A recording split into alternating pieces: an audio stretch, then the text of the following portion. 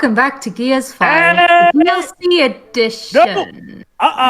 No, we ain't doing anything more of this now. All right, ladies and gents, boys and girls, we've all been missing the spirit of Gears here, but now we're about to bring it right back on track. So are you ready to lock? Ready to load? Are you ready to get your butts right into the action here? Now get your asses right back to the station, because we are about to start the Hivemon DLC! Hollow Calm down. Yeah, we need to a couple of things. Yes, we genuinely forgot to segue into this at the end of a preview of the end of a main campaign. Oops, sorry. Was that Alloy? Sorry. By the way, Spirit of Gears. What are you talking about, Joe? We haven't found it nowhere. That's my God. why we have to knock it down. Honest to God, I sound more Scottish when I had to do placate Sith, so that's awful. I never said it was accurate. Also, James, from what you raised told me, I can do a better Scottish accent. You're a wee off there. But yes, to Did I say it was accurate? Wait, hold on. Sure. That was actually pretty great. To be more on topic, like we mentioned, much like Gears 3, this one also has a DLC episode. I still we haven't found a proper source about its creation, so I still don't know exactly if the coalition actually did the fan poll about its decision, but I swear that I saw it somewhere, and I will try hunting down for the rest, as long as if it's the last thing that I can do. But here's the thing. This is based, like we mentioned, on the comic line that was going at the time. Hivebusters, insert your own Ghostbuster joke here. Better yet, one. It's written by the same Hey, look, guys. Dwibs is online. Shall we invite him? Hello. I just want to point this out. That character Keegan there, he looks like an African American reskin of the main protagonist from the Gears previous. I know, right? But anyway. It's the What is that combo? That does not look right, man. All right, so I'll be Keegan, and Dwibs will be Lonnie. Go ahead, Dwibs. Not Max. Okay, so basically, for the first few parts of this playthrough, me and Pedro made this a co-op LP because Pedro's using his Xbox One and I'm using my Series S. Yes. But then shit happened, and well. And folks, if my personality or accent have nothing to do with how Keegan is, just know Pedro never informed me what Keegan's character is like, so I just went off of what he told me, Mr. T. Well, yeah, you can tell he's supposed to be that sort of, archetype. Yes, sure. Also, no, Kate, you're not in this. Well, sure, you're here because you can do a better Scottish accent than Dwibs. But yeah, also, another thing, not only is the writer technically the same from the comic line, so no Tom Bison involved, but this is an origin story for the team. So ideally, you don't have to actually have read the comic to properly understand this. Alright, here's Mac. There's an alcoholic by 12. Uncle Donald, he hands me this shiny wee box. Scottish redhead, never seen that before. Well, it's not Irish. I think we will go for that. And by the way, this cutscene. Is this a sequel to Brave? No. And by the way, this cutscene has frame rate issues on my Xbox One. It's in Brave either, so just letting you know. I mean, come on, frame rate issues in a cutscene? I can get gameplay, but bless me bagpipes and get me kilts in a wanker, lad. Well, I assume that they're using it's in-game cutscenes instead of FMV. Oh, I get that. Which kind of makes me wonder why it's stuttering if it's like, actual CGI cutscenes. No, it's in-game, like Deji said. Well, okay. To give him credit, I'm already getting a better first impression from these characters than I did from the Gears forecast, so maybe we can make something work with these guys. I get the idea that one thing that helps is that since the team is much more restricted, only 3 people instead of having to talk with the rest of the cast for the comic line, it was more easier to focus on a strictly character-driven type of story. Mm-hmm. Oh dear. Shit. Pilot red shirt, no!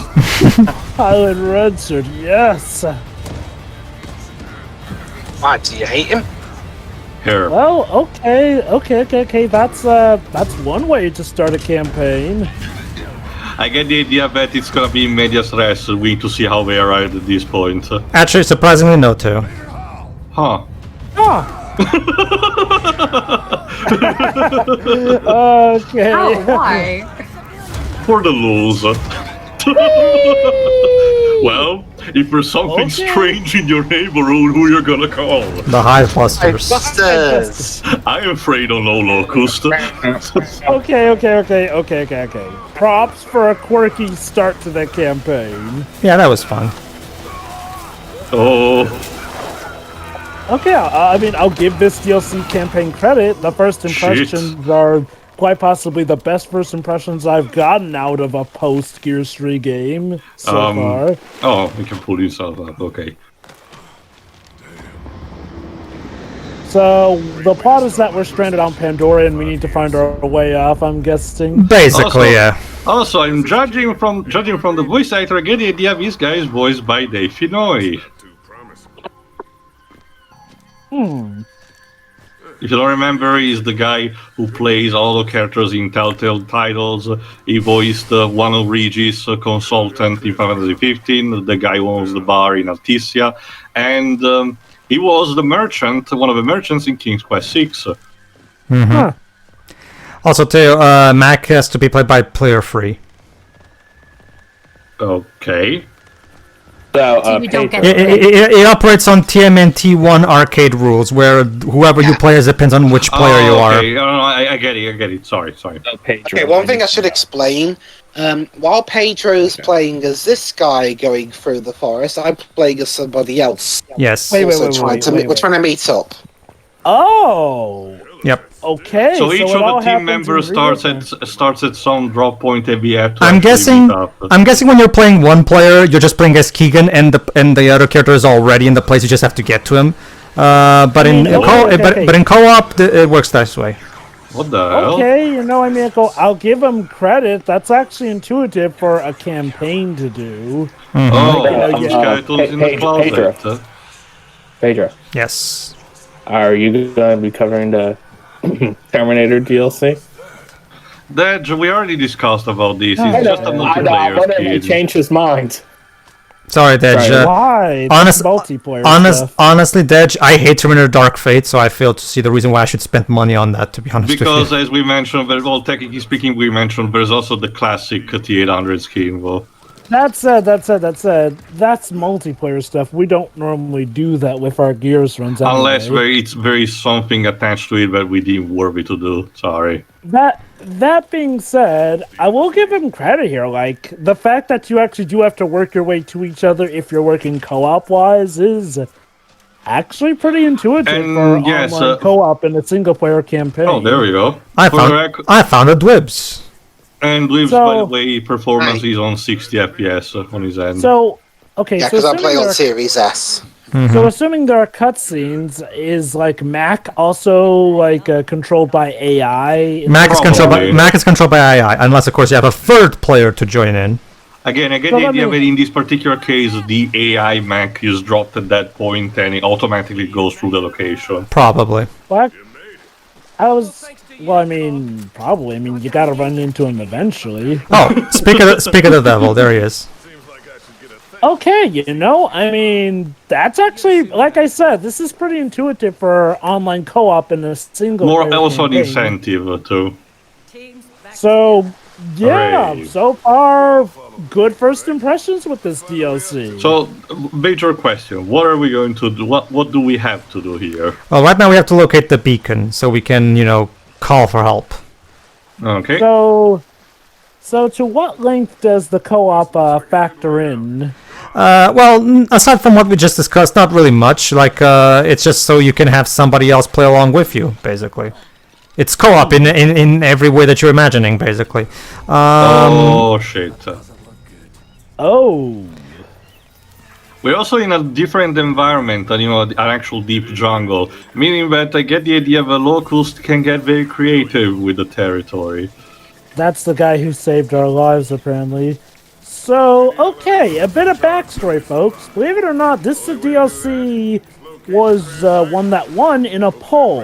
Apparently, Microsoft or the Coalition, whomever, put out a poll based off of scenarios that people would want for DLC. Pedro, do you know the extent to which that was? Actually, No, I Java, do I not. mentioned it multiple times, including the very beginning of this part.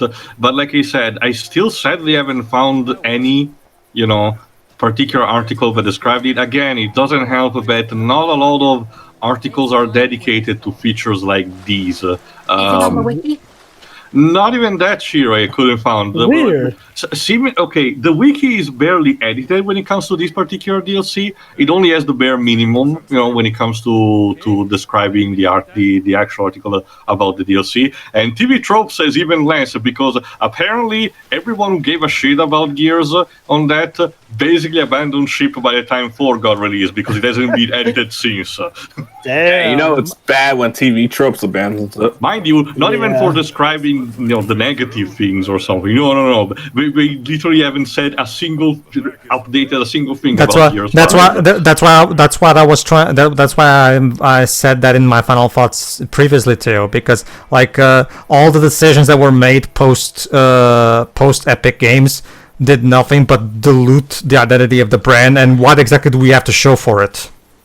Anyway, what I find weird though is but if this was a poll that apparently a lot of fans voted on, how weird is it that there's apparently no past data on it? Again, no real news or. You have to remember, Jova. Okay, it does remind me a bit of when they did that particular poll instead about Carmine's fate for Gears 3.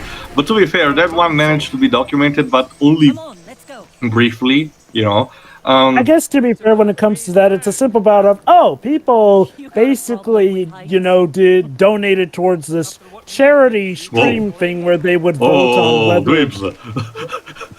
Yeah, that's a thing with the online co-op. Dwibs' connection was a bit unstable, so sometimes there's some hiccups. Yeah.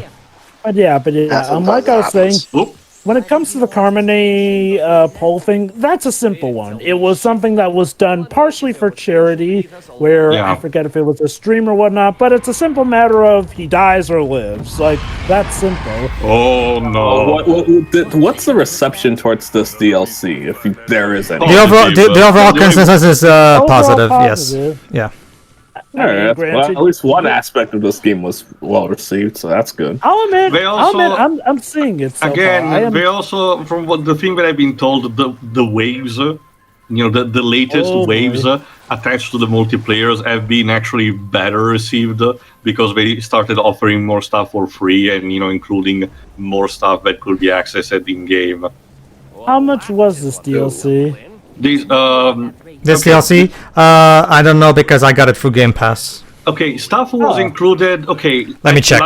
I'll check it actually in the meantime. But if I recall correctly, it was kind of attached to Wave 5 of a multiplayer, because purchasing the DLC allows you to obtain also the skins of Visa free from the Hivebusters team, plus also other cosmetic automatically in game. Basically, it allows you to actually obtain it through the multiplayer using the in-game currency or something.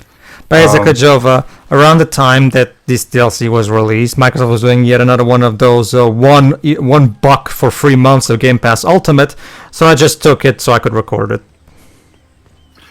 There you go. Pretty nifty if you can get the DLC. Oh man, with okay. I don't know if it's valid also for Xbox One and Microsoft Store. Sorry, nor if the price that has changed ever since. But Steam lists this particular package, which, mind you, it's not just the campaign, but also the multiplayer included stuff, for $20. That's a bit for a DLC that's only 7. For a DLC that's only 7 parts, that's probably a bit too pricey. Let me see how much is on the Xbox Store. I do wonder if $15 might have been a bit better of a price. Well, okay. I agree. Like I said, it's not just for the.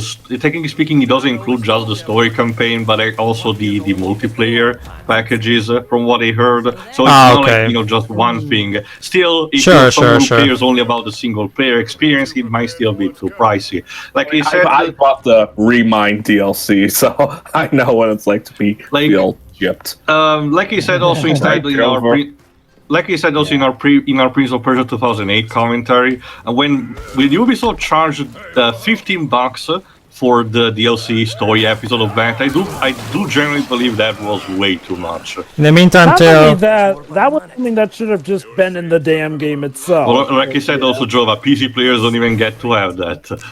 All right. Basically, too, in the Xbox Store, it's 18 euros right now. So slightly less. I get the idea. Oh no! Yeah. I get the idea. Steam has like a slightly higher price for third-party stuff. So okay. You know, after 20 parts of negativity, I'm glad to say that so far I can see where the positivity for this DLC comes from. For one thing, they've shirked trying to do all the schlock of quote-unquote a more modern take like Gears 4 and the main story of 5 were trying to do. Like, this feels like something that's harkening back to the old days. We got some hokey dialogue, maybe some annoying characters, but still overblown personalities that pretty much do the talking for most of it. Not only that, what? No, again, the swarm and everything. Well, to be fair, Jova, it's very simple what we're doing right now. Jungle environment. They've also got a good... These bulky guys with a lot of guns. It's Predator. I was about to get to that. So, I guess our Scottish guy is supposed to be a stand-in for Shane Black. They've also got like they've also got a good sense of dread building up. Like, notice how they do subtle things like putting the giant bones of a predator, which means that whatever killed it must be bigger and better. The particular swarm here. Well, not just that, but they hint that there may be something else in the forest going after them. Like, okay, it has story, and also it remembers to have good banter as well to help with the mood too. Can you tell, Jova? Can you tell that Tom Bissell didn't write this?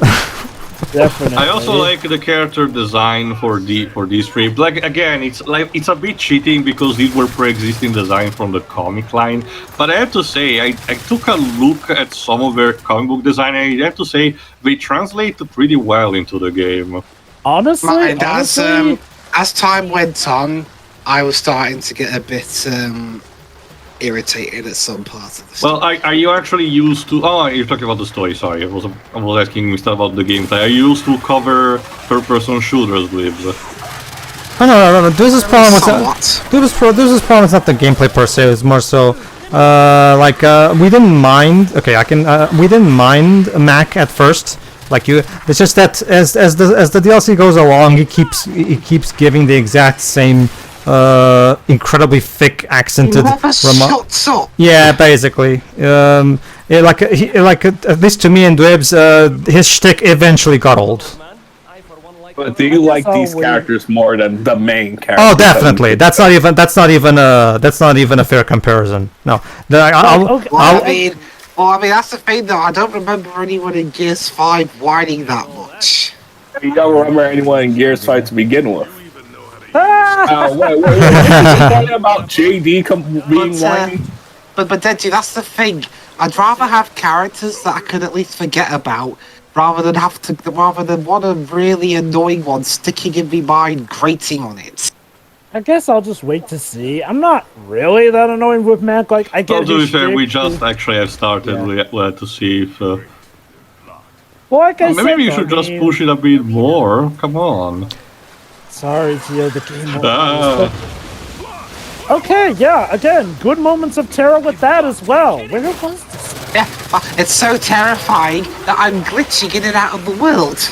Yeah, basically, since we're on different generations of consoles, I'm playing the game in 30 FPS, and this is playing the game in 60 FPS. Oh, because he was playing it on an Xbox Series X. Series S, actually. Yes. But One of the Xboxes. However, since his internet connection was, crapping out, he's having issues, phasing in and out of reality here and there. So beautiful. Basically, yeah, okay. I've officially become Tracer from Overwatch. Yes, basically in and out of time. Yes, basically in this version of Gears 5 Hivebusters, Lonnie is actually an interdimensional being. There you go.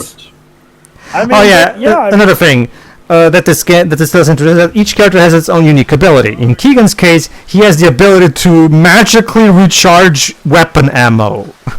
I'm not even kidding. But It's like in the Rambo video game, magically augments your clip. well, okay. You know what? Kudos. Again, it also helps give each character their own diverse. Yeah, it's like you said. identity as It's well. like you said. It's probably one of the things that the gameplay could need in terms of innovation. So why not? Now look, I'm not gonna pass final judgment, but already this is beginning to feel like a case of, man, I wish this had been the main game instead of it. Hey, kind of like with Gears of War Judgment. no, that like I would have preferred if they took this and actually fleshed it out better in a full-blown game rather than a short DLC as well. Because my issue, and I'm gonna bring this up when it becomes relevant, because my major issue with this DLC is that the story feels rushed by the end of it. I guess, with how little time they have, with it sadly being a DLC piece, there is that. Then again, I guess maybe, for all we know, it leads directly into the comic as well. But yeah, Pedro, my point was like, well, hey, doesn't this do like Gears of War Judgment, where we pretty much agreed the best part of it was the DLC? Well, yeah, the DLC was a deleted chapter from Gears 3, so... But although to be fair, here's the thing, Joe. The Aftermath campaign in Judgment was included in the base game. It wasn't DLC. Yeah, it's not even a DLC. Right. Okay. Technically not DLC, but you know what I mean. Extra chapter and whatnot. Okay, like this. there's this weird. Okay, they should also be previously. There's this weird gas that gives you these hallucinations, I guess. Although, hey, a bit of history in the making in terms of Square Comms, at least on a personal level. Yes. It's the first time that I've done an Xbox game for the channel. Yes, in co-op with me. Hooray! Yeah, I'll just give myself one clap. There. Have a cookie. Thank you very much. You can give me that cookie next time we're able to see each other. Okay. If there's one thing I'm definitely liking, it is the character dialogue and exchanges, because that has legit been getting laughs out of me for this one. Maybe it's because I've been deprived of actual. Maybe it's because I've been deprived of actual laughs thanks to Gears 5, but I don't know. The dialogue here feels again like a much better return to form. That's because they're interacting on a more personal level instead of just shouting about what they see and saying nothing in between. Yeah, and while there's a bit of bickering, they still feel like they're comrades as well. Well, as the thing, Joe, remember, this is the origin story of how they become comrades, so technically they're not yet. And yet they feel more like a unit than any of the characters in Gears 5 did. What the hell is up with that? See, here's the thing, and I will also address what Teo says. See, Teo, even if you are right, even if Tom Bissell intentionally writes the new characters differently than he does the Delta Squad, well, in that case, Tom, you are doing a terrible decision, because nobody wants to see that crap. I don't know. What I suggested was when it was intentional and not him not understanding the characters, Sure. I mean, another small bit, but it's nice that we're back to the collectibles basically being reports from the player character. To be fair, from what we see, they're the same thing. We just Pedro didn't show that much. Like I said, it's a smaller detail, but it's nice to have that back. There we go. All right, let me see. We have.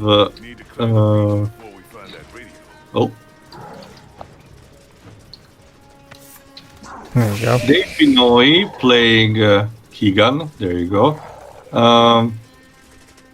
Instead, we have then Lani Calizo, voiced by Sumali Montano. Let me check what she did. Sounds familiar.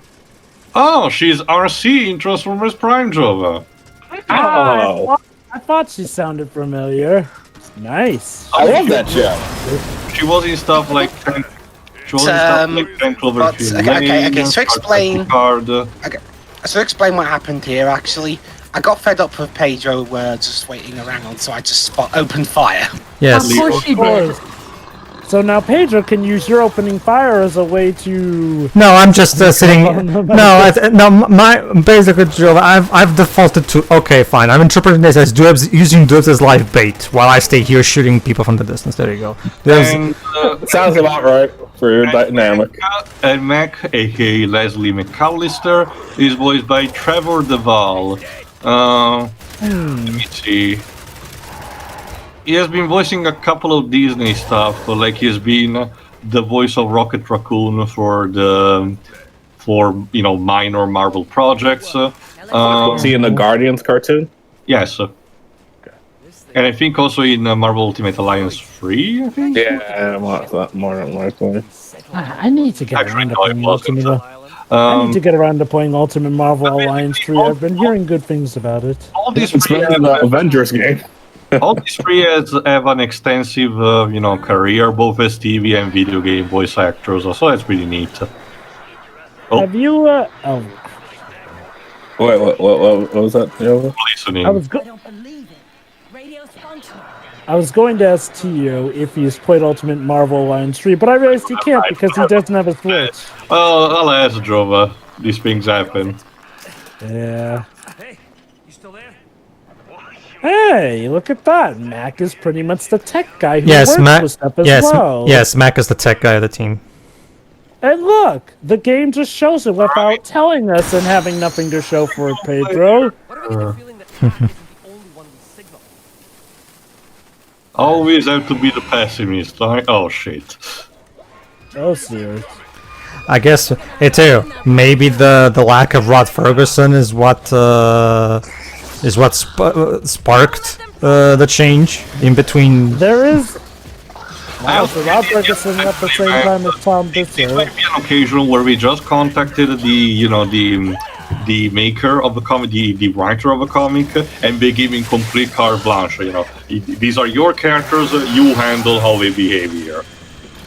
Well, kudos. I mean, granted. Electroblade. It's just an assumption. So yeah, Lonnie's ability is that she can use her blade to shock and stun enemies. Nice. Why the bother hold with that on. when I could just shoot them? Also, wait, hold on. Why is it giving you this tip if you're not playing as her, though? It's just in case me and Dwibs decide to switch characters. Oh, you can switch characters. Well, yeah, if Dwibs is the one hosting, he'll be Keegan and I'll be Lonnie. So instead, what is Mac's ability? We'll learn it a bit later. We also have ultimate squad abilities, which, if I remember correctly, they all have to use their energy at the same time. Oh, there you go. There you go, too. Barrier. Mac can create a temporary shield that blocks the enemy bullets. Oh, so he's Function will be like the tank. Okay. yeah. So he's pretty much like the scientist class in War for Cybertron. That's pretty neat. Still, okay, so from what I can understand, Mac is pretty much the equivalent to the leader class in War for Cybertron. Lonnie is pretty much the equivalent to the soldier class. Or, well, okay, the soldier/scout class. And, let's see, and yeah, like I said, Mac's pretty much the equivalent to the scientist class. So Lonnie, I guess the special thing is like, well, her electroblade slices through stuff easier. Yes. Like Dwibs said, it's good if you're a guy who really prefer to use melee combat. But however, you can just as easily just shoot them like Dwibs. I like shooting things. There you go. Has Gears War ever done Microsoft crossover costumes? Yes, there are Halo costumes in the multiplayer, if it helps you. That's nice. If you don't remember that, General Ram also appeared in the more recent Killer Instinct, and I think that there were some palette swaps that resembled something along those lines. Not just Ram, they also had Rash from Battletoads. I was strictly speaking Rash from Battletoads. They also had a Halo character. Yeah, so they're the Arbiter, although not voiced by Hugh David, sadly. Then what's the point? Yeah. It's even weird because instead it was voiced by Ray Chase, so... The Master of Masters. But anyway, I was checking instead. The Rob Ferguson actually is not involved in this. Well, remember too, he left the coalition right after finished up work on Gears 5. So The director is a person called Zoe Kurnoi, I guess that's the pronunciation. With the writer I've heard that name before. the one with the writer being one of the comic Curtis Vibe or Vibe. maybe considering his quote-unquote vision wasn't working out, he got fired. Maybe. So maybe this lady's new vision will work. I mean, I'm okay if this is a semblance of her vision. It's already an improvement. Again, I'm not judging the thing as a whole yet, but like I said, pretty much for this part, it feels like it's been doing what Gears 5 should have been doing. I do wonder, why has Gears never thought about the idea of allowing you to switch people who you play as on the fly? Actually, that's always been a thing. Special abilities. That's been a thing in the originals too, Jova, actually. Pedro just didn't showcase it. Wait, you were able to switch who you played as in single player? Me and Dwibs even tried the Gears 3 multiplayer to ourselves. So No. My point is like, well, allowing you to do it even if you're single player, like switching characters oh, that on the fly and trying out new abilities. no. If you want to play as the other characters, you have to play in co-op. If you're playing in single player, you always play as the designated main protagonist that the game has. Restriction. Exactly. That was my point, though. Like, well, hey, you want to innovate? Why not give people the chance to switch characters up on the fly and try out their new abilities? Yeah, especially if they have different abilities. What's the point? Why do that? If they all played the same, it's for the sake of actually playing as that character without having to do co-op. I get the idea that even if they don't have any particular perk, just for the idea that I prefer if Cole is in the team, I want to play as him, for example. Like I said, pretty much my point. Yeah, that would be an interesting thing to try out for Gears 6. I agree. Like I said, Dej, it's TMNT1 arcade logic. Like you have no friends, well then you back in 1992, furry. Yeah, you have no friends, well then play as Leonardo. But yeah, Leonardo is my favorite. So no, I love Leonardo too. It's just that It makes a bit more sense because our main guy here seems to be Keegan seems to be the actual team leader of the Scorpio squad.